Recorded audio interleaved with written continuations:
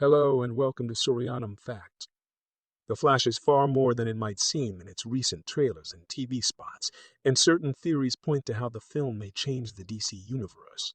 5. Flash vs. Flash. With the Flash resetting the DC universe and Ezra Miller's litany of problematic behavior, this could be their final hurrah in the role. Whether or not the Flash clearly isn't hesitating to double down by having Miller play multiple versions of Barry Allen, at least two based on the trailer, but more wouldn't be that surprising given the subject matter. Importantly, while it seems they are united in their mission, the film could culminate with the two versions of Barry turning on each other. Intriguingly, there are various ways this could go down. If the Flash follows Flashpoint to a T, it would turn out that Flash's nemesis, Reverse Flash, is the film's true antagonist. Named Eobard Thawne, the Reverse Flash hails from the 25th century and was responsible for killing Barry's mother. However, the Flash might be twisting things, so Barry Allen could actually be the villain. The trailer shows the younger alternate Barry wearing yellow, Reverse, Flash's primary color when they meet. Of course, Barry's motivations as a villain would be different from Eobard's. Perhaps when the main Barry realizes his mistake and decides he must let his mother die to reset the timeline. That's what pits the two against each other.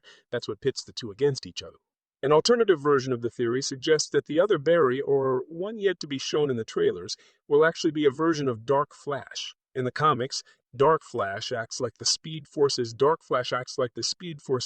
personification, an angel of death, portending or even enacting a speedster's doom. Aptly, the Flash merchandise has already confirmed that Dark Flash will appear in the film to some extent. 4. The Lightning Color Code. The Flash's trailer did reveal a great deal about what to expect from the film. One intriguing element that stuck out was the different colors of the Speed Force lightning. Throughout his previous appearances in the DCU, especially the Oscar-immortalized moment in which he entered the Speed Force in Zack Snyder's Justice League, the Flash's lightning was bright blue. However, the trailer shows that his lightning is now the classic yellow variety, while his younger counterpart from the new universes is blue. Intriguingly, the theory suggests that the color of the lightning denotes one's connection to the Speed Force, with yellow being stronger. 3. Michael Keaton's not playing Bruce Wayne. Naturally, the biggest moment of them all from the Flash's trailer was when Michael Keaton's Batman appeared in his iconic cape and cowl and said the iconic words, "I am Batman." It's been over 30 years since Batman Returns, and presumably the Flash picks up in the same universe in 2013 in order to align with the time of Zod's attack in Man of Steel attack in Man of Steel. However, a theory claims that Keaton isn't actually playing the same Batman. Drawing from the Flashpoint comics, Keaton could actually be playing Thomas Wayne, Bruce's father, in the Flash. The trailer shows a moment when he touches a photo of the Waynes before their visit to Crime Alley. Interestingly, Keaton's fingers brush over Bruce. That could signal to Thomas instead and how he's missing his son, who died in Flashpoint. While it would surprise and maybe anger many who grew up and loved Keaton's tenure as Batman, this change would make sense thematically. Deep down, The Flash is about a child's connection to their parents, and showcasing Thomas, along with Ben Affleck's Bruce, falls right in line with that. This would take directly from the Flashpoint comics, though Thomas's characterization could be different and more consistent with Keaton's from Batman and Batman Returns. However, this might not be possible given the initial plans for The Flash.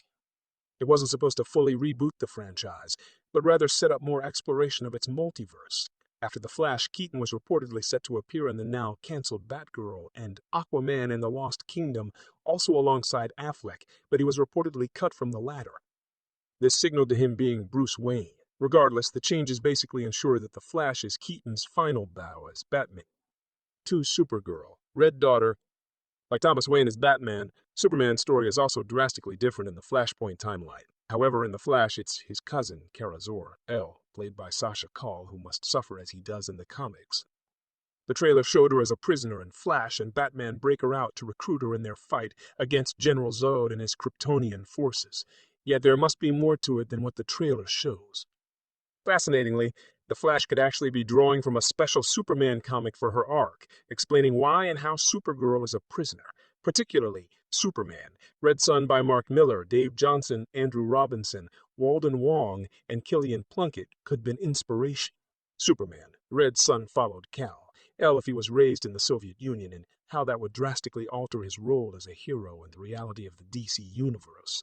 That exploration would be a lot to pack into a Flash movie that also features Batman. Yet, it could provide basis into how this Supergirl behaves and operates, especially in comparison to the Supergirl coming later in the DQ in Supergirl, Woman of Tomorrow hopefully starting cult.